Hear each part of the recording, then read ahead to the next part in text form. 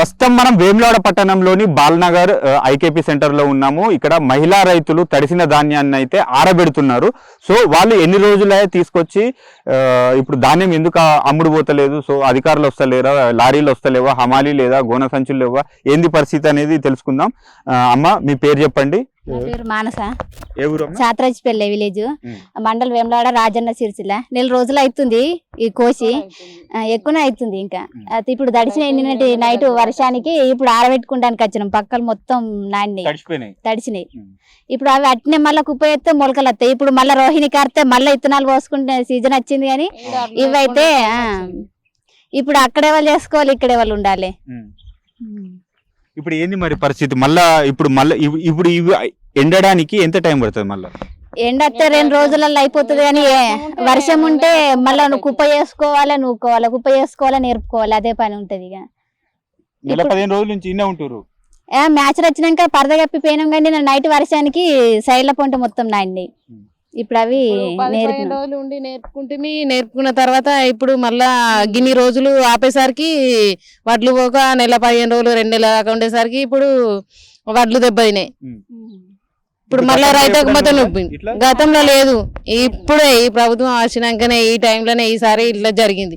ఎప్పుడు ఇన్ని రోజులు ఆగలేదు. ఇదే ఫస్ట్ పంటకి ఇట్లా అయితే ఇంకా మళ్ళీ ఇప్పుడు వేసుకునే పంటకు రైతుల ఎట్లా? ఎంతమంది వేరే దేశాలు ఆడల పరిస్థితి ఏంది? ఇప్పుడు మాకు లేక ఇంటికాడ చూసేటోళ్ళు లేరు, అక్కడ చూసేటోళ్ళు లేరు. గిన్ని రోజులు ఆగిపోయినాక మా పరిస్థితి ఏంది? ఇప్పుడు ఇక్కడ చేసేటోళ్ళు లేరు, అక్కడ చేసేటోళ్ళు లేరు. గిన్ని రోజులు అయినాక ఎప్పుడు పడితే అప్పుడు రావడానికి ఇబ్బంది అయినాయి. వీళ్ళ హస్బెండ్ మా హస్బెండ్ ఫారెన్లే ఉంటారు. ఇప్పుడు అక్కడ ఇంటికాడ పిల్లలు చేనులకు అక్కడ చూసుకోవాలి, మళ్ళా పత్తి విత్తనాలు పెట్టుకోవాలి. ఇక్కడికి ఇంకా ఏ ఫుడ్ ఇట్లా ఇంకేం లేదు. ఇప్పుడు ఈసారి అంటే మొత్తానికి ఒకవేళ ప్రభుత్వం ఈసారి దిగుబడి ఎక్కువ వచ్చింది కాబట్టి ప్రభుత్వం స్పందించి ఒకవేళ పంట మార్పిడి చేసినట్టయితే మీరు పంట మార్పిడి చేసేందుకు సిద్ధంగా ఉన్నట్టేనా? చేస్తాం అంటే అందరూ అనుకొని చెయ్యాలి. ఇలాంటి పరిస్థితి రావద్దు. రైతులకు ఇబ్బంది పెట్టే పరిస్థితి రావద్దు. 15 రోజులు 2 నెలలుగా ఉండబడుతుంది. ఉంటే ఇక వేరే పనులు ఎట్లా మళ్ళా ఉన్నా కూడా ఇంత కష్టపడ్డా కూడా మళ్ళీ ఇవి నష్టపోయాయి కదా. ఎవరికైనా నష్టమే. ఇప్పుడు నాన్న బస్తాలు తీసుకోవడానికి అది ప్రభుత్వం ఏం చేసుకుంటది? ధాన్యం కొనుగోలు చేసి ఏం చేసుకుంటది? ఇక్కడ ఖరాబ్ అయితే అవి మాకు ఇబ్బందేనే, కొనకుండా మాకు ఇబ్బంది. ఆ పచ్చి తీసుకుపోయినా కూడా అవేం చేయలేం కదా. అవి కూడా ప్రభుత్వానికి లాస్ అయినాయి.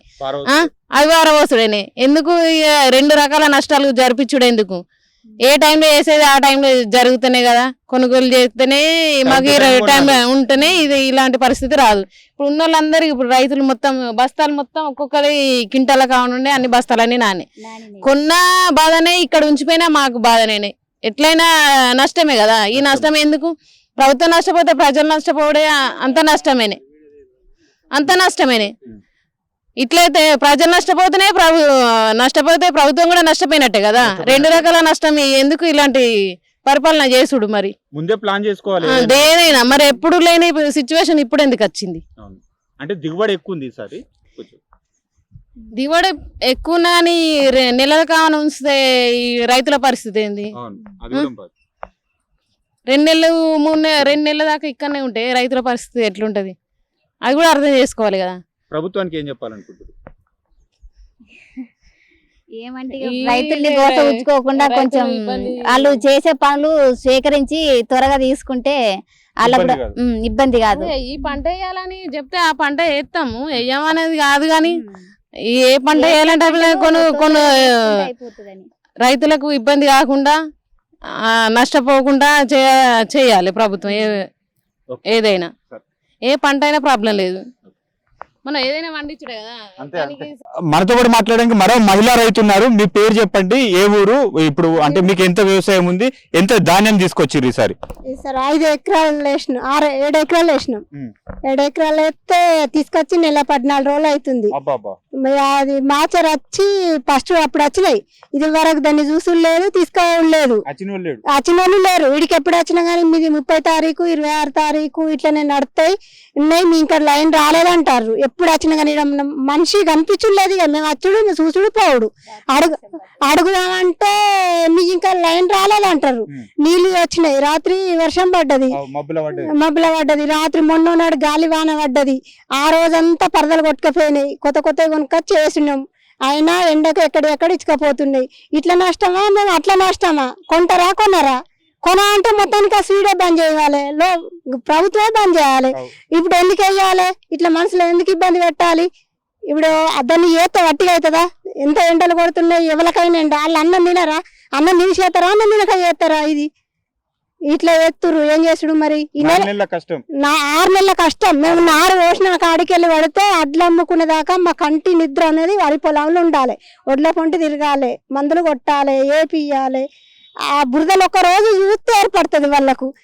కష్టం చేసిన వీటికి పైసలు ఇచ్చి కొనుక్కఫో అన్న అటుగా దుబారా వాళ్ళు తీసుకుంటానికి ఈ ప్రభుత్వం ఆ ప్రభుత్వం అని చెప్పుడేంది? ఇదంతా కథలో అవుడేంది అసలు?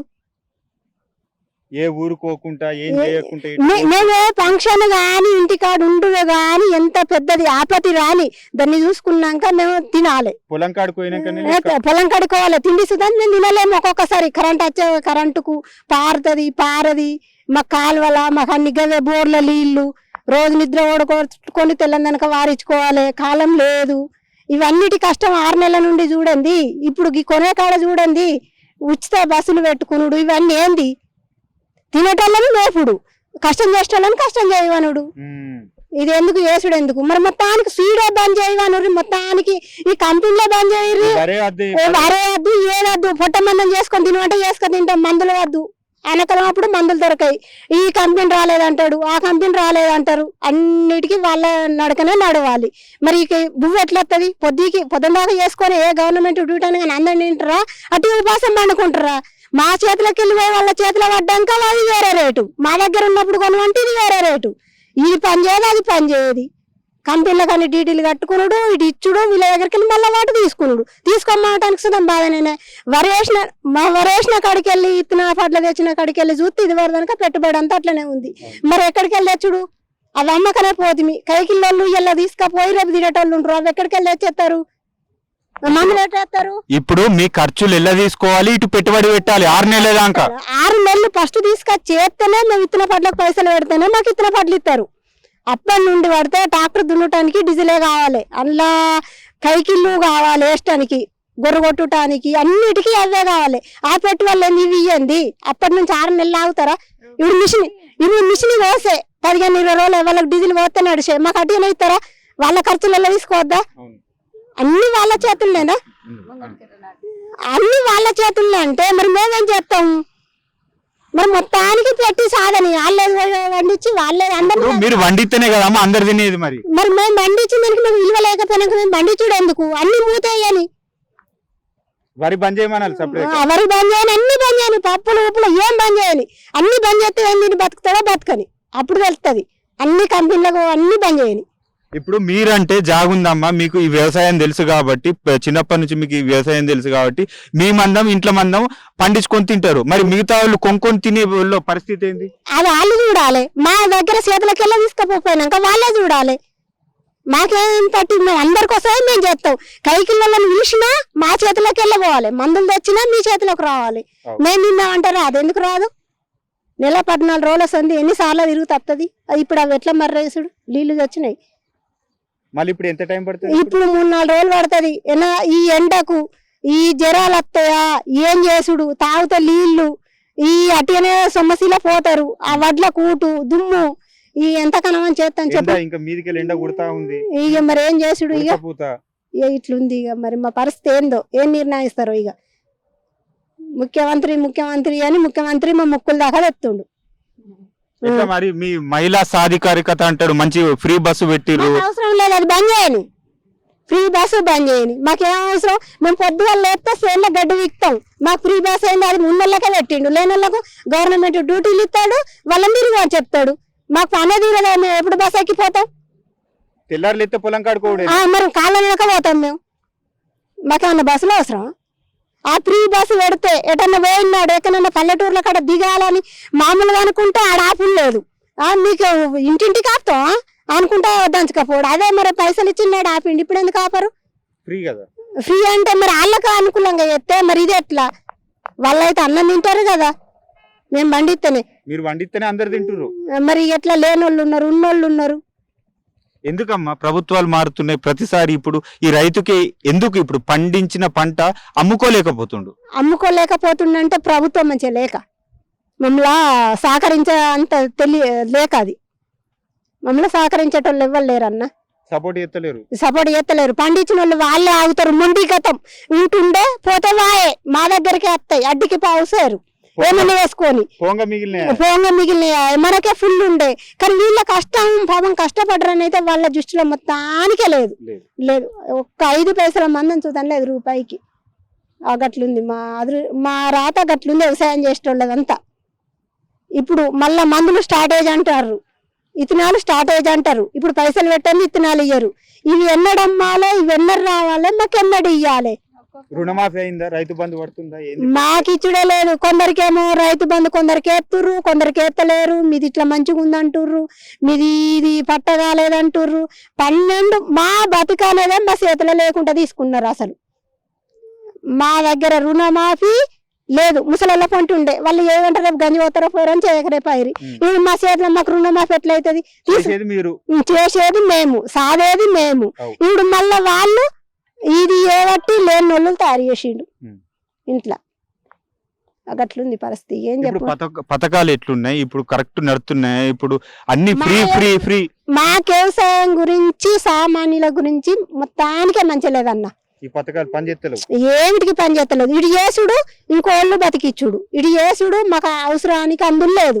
కష్టం మీది, బతుకుడు వేరే వాళ్ళు బతుకుతురు. మళ్ళా కూలి వేసిన వాళ్ళకి సుతం పాపం ఘోరం అవుతుంది. గట్లుంది పరిస్థితి. ఇప్పుడు ఈ మహిళా సంఘాలకు ముఖ్యంగా అన్ని స్కీములు పెడుతుండు. మాకేది అవసరం లేదు. మా వ్యవసాయం మంచిగా జరిగిందా అలా నెట్టవలసిన అవసరమే లేదు. కూలి చేస్తే వాళ్ళకి డబ్బులు వస్తాయి. మాకు వ్యవసాయం మంచిగా సరిబలా ఉంటే బతకగలుగుతాం. వెనకటి నుండి తాతలు ముత్తాతల నుండి మహిళా సంఘాల వినే బతికిర్రా. వడ్డీ లేని రుణాలు ఇస్తుర్రు. ఎందుకు? అవి ఉన్నోనికి తిరుగుటానికి వడ్డీ లేని రుణాలు ఇస్తుర్రు. లచ్చలు ఈ మహిళా సంఘాలను ఎత్తుకాచుకుంటారు. మీ ఇంట్లో పంట బోర్లు ఎత్తుర్రు. ఒక్కరు బోకర్ వాళ్ళు ఉంటారు, 10 మందిని బోర్లు ఎత్తుర్రు. అది చూడు ఏం చేయాలని ఏంది. ఇప్పుడు అప్పు తీసుకొని మహిళా సంఘంలో అప్పు తీసుకొని ఏం చేస్తుర్రు? ఏం చేస్తుర్రు? గట్లనే ఉప్పు కోటి కారాని కోట అవుతుంది. మిత్తిలకి ఏమి ఇస్తారన్నా? వాళ్ళు నెల వచ్చే వరకు మళ్ళీ ఇట్లనే కాబట్టి మిత్తిలకి ఇచ్చుడండి. ఇయ్యాల ఇచ్చుడంటే మళ్ళీ నెల అసలు వాళ్ళకు లాభం. మహిళా సంఘాలకు కాదు, బ్యాంకుకు లాభం. ఇయ్యాల 1,00,000 రూపాయలు ఇస్తామన్నా నువ్వు. 1,00,000 రూపాయలు ఇస్తే నెలంతా కావాలి. కూలి వేస్తారు, 1,00,000 తీసుకొస్తారు. కూలి వేసి పొట్ట గడిపి ఇంట్లో ఇల్లులు గడిపి రోగం అత్తే గడిపి నెల వరకు తెమ్మంటే ఏడికెళ్ళి తెస్తారు. ఆ రుణమాఫీ అని ఎందుకు ఎట్టిండు? నెల ఇచ్చుడు ఎందుకు? ఈ బాధ పడుడు ఎందుకు? అదేమిటికి పని చేస్తుంది? నెల మితికి వడబట్టే లేనోళ్ళు ఉంటారు. పరిస్థితి ఆరోగ్యం బాగుండదు. ఈ నెలకేడ కడతారు, వాళ్ళు ఏడ తెస్తారు. అలా నీవని బాధ పెట్టిన వాళ్ళు ఉన్ననాడు తింటారు, లేనాడు బయట తెచ్చుకొని తింటారు. పని చేసిన వాళ్ళకి పైసలు ఇవ్వాలి. అదేం ఇంటికాడ ఉన్న వాళ్ళకు, పని చేసిన వాళ్ళకు, పని చేయని వాళ్ళకు. ఇప్పుడు మా సొంటలకు వ్యవసాయం మీద మహిళా సంఘానికి తీసుకొని కట్టమంటే మేము ఏడ కడతాం? 10 మంది వచ్చారు, 10 మంది 10 అక్కల్లా గుంజిరు పైసలు డబ్బులకు. ఇప్పుడు ఈ మహిళా సంఘం ఏడ కడతాము? మేము ఈ కూలి ఏడేళ్ళది ఇస్తాం, మేము ఇంట్లో ఏడేళ్ళ తీసుకుంటాం. మీరు 6 నెలలు వేసి కష్టపడి పండిస్తేనే మీకు 2 నెలలే ఇంతవరకు అమ్ముడే పోలేదు. ఇది అమ్ముడు పోయినాక పైసలు ఎప్పుడు వస్తాయో తెలియదు. నెలకు మీరు ఎట్లా కడతారమ్మా? మా గట్టుడు కుదరదు. మాకు వ్యవసాయ వాళ్ళకు కుదరదు. అది ఇంటికాడ ఉన్నటోళ్లకు, గవర్నమెంట్ డ్యూటీ వాళ్ళకు వాళ్ళది నిండుటానికి వాళ్ళకే చేసిండు. అది మాకైతే కాదు. ఇవన్నీ ఉచితాలు బంద్ చేసి పని చేసుకున్నటోళ్ళకి పైసలు ఇస్తే చాలు. మాకు ఈ పండిన పంటకు ఇక్కడ మందులు తయారేటి గవి సప్లై చేసుడు, ఈ పండిన పంట ఇచ్చుడు గవి అయితే సరిపోతుంది అన్న. మాకు ధనావక్షణ మాకు లేదు. మా కష్టం వృధా కాకుండా మాది ఎంతో చాలు. మాకు ఇంకో అవసరం లేదు. ఊరియా బస్తాలు తేవాలంటే ఒకప్పుడు మన నాన్నకాలంలో ఒక్కొక్కసారి తిరగాలంటే చదువు రానోళ్ళు ఉంటారు, చదువు వచ్చిన వాళ్ళు ఉంటారు. ఆన్లైన్ అంటే చదువు వచ్చిన వాళ్ళు అన్నం తింటారా? చదువు రాని వాళ్ళు అన్నం తింటలేరా? అందరు తింటారు. మరి ఎట్లా ఇప్పుడు మరి వాళ్ళు వ్యవసాయం చేసుకొని పిల్లలు కుటుంబాలు ఉంటారు. ఇప్పుడు మాట్లాడేళ్ళకు రాదు, పిల్లలు ఈడు ఉండరు, మాకు చదువు రాదు, ఇప్పుడు గిమెకు రాదు. ఆటో పట్టి 10 రూపాయలు ఉంటే బాంచని బిడ్డ అంటే అమ్మాలోళ్ళు వేస్తారు, అడేస్తారు. మరి అట్లా అవి ఎట్లా తయారవుతాయి, అవి ఎట్లా రావాలి? ఆన్లైన్ చేస్తే ఎవరు చెయ్యాలి, ఎవరు అవి మాకు కొత్త రాదు. మాకు ఏడికి వెళ్ళొస్తాయి? 10 ఎకరాల సేను పెడుతుంది 10 మందిని బతికించడానికి. అవి ఎందుకు పెట్టిండు? మాకు అవసరమే లేదు అవి పెట్టుడు. మాకు ఇంటికి దుకాణం కాడ 5 రూపాయలు ఎక్కువ పెంచి ఇయ్యు. అవన్నీ ఏంది తిరుగుడు? ఉన్న కాడ కూడా కొట్టాలి, పని తొందరగా అయిపోవాలి, పెండింగ్ పెట్టద్దు. ఈడికి రమ్మంటే ఆటో ఇప్పుడు గిన్నె ఉన్నది నేనున్నా, ఇద్దరం కలిసి చేసుకొచ్చుకుందాం అంటావు. ఎవలాడకంటారు అంటే అనవసపడకంటారు, సాతరోషపిల్లక అంటారు. ఎక్కడ తిరుగుతారు ఆటోకు ఎక్కి? ఆడి మనుషులు ఎక్కడ తిరుగుతారు? అది ఎందుకు పెట్టిర్రు? అతి అవసరానికి మినిమించి పెట్టిర్రు. ఆన్లైన్ అవసరం లేదు, అవసరమే లేదు, అది అసలే అవసరం లేదు. గట్లుంది పరిస్థితి. ఇప్పుడు మరి ఈసారి మళ్ళీసారి వడ్లు ఇస్తారా? మేమా అసలు వడ్లు పండియద్దని అయిన వడ్లు బంద్ చేసి కదా మస్తు మంచిగా ఉండన్నయ్య. మేమే ఒకటొకటి ఏరుకొని తిన్నా సరే పండినా గానీ మీ ఇంట్లో మందం చేసుకుంటారు అంతే. ఇంట్లో మనం చేసుకుంటాం, అయితేనే బంద్ చేయాలి. ఫస్ట్ ఆ కంపెనీ బంద్ చేయాలి. మీకు అసలు విత్తనాలు ఇయ్యద్దు, ఇచ్చుడే బంద్ చేయాలి. ఇచ్చుడు బంద్ చేస్తే వాళ్ళు తినేది మేము తినేది తెలుస్తుంది. మాకు సుతం కష్టం అయింది. మీరైతే ఇంట్లో మందం చేసుకుంటారు, మేము విత్తనాలు ఇవ్వకపోతే మేము ఎడికి వెళ్ళి చేసుకుంటాం అన్న. అన్న అన్ని కాడికి వస్తాయి, మీరైనా చేసుకోవచ్చు కదా. విత్తనాలు ఎడికి వెళ్ళొస్తాయి అన్న. హైబ్రిడ్ ఇప్పుడు ఇంట్లో మందం పండించుకోవచ్చు కదా. ఇవైతే రైస్ మిల్ వేసిరంటే గిర్నీలు వేసిరంటే మీకు బియ్యం అయితే కానీ వాళ్ళు ఎక్కడ వాళ్ళు అన్నారా? వాళ్ళ ఇప్పుడు రైస్ మిల్లలో ఉన్న వాళ్ళు అంత ఒకటైరన్నా, గవర్నమెంట్ అంత ఒకటైంది. రైస్ మిల్లు ఈ కొనే ప్రభుత్వం అంత ఒకటైంది. అంత ఒకటై వాళ్ళు ఆడుకుంటుర్రు. అసలు ఈ చిల్లరల్ల వినా 5-10 వినా ఆడుకుంటుర్రు అన్న. మొత్తం ఈ కష్టం చేసిన వాళ్ళ విన్నా ఆడుకుంటుర్రు అందరు వినా. గట్లుంది. సరే, ఓకే.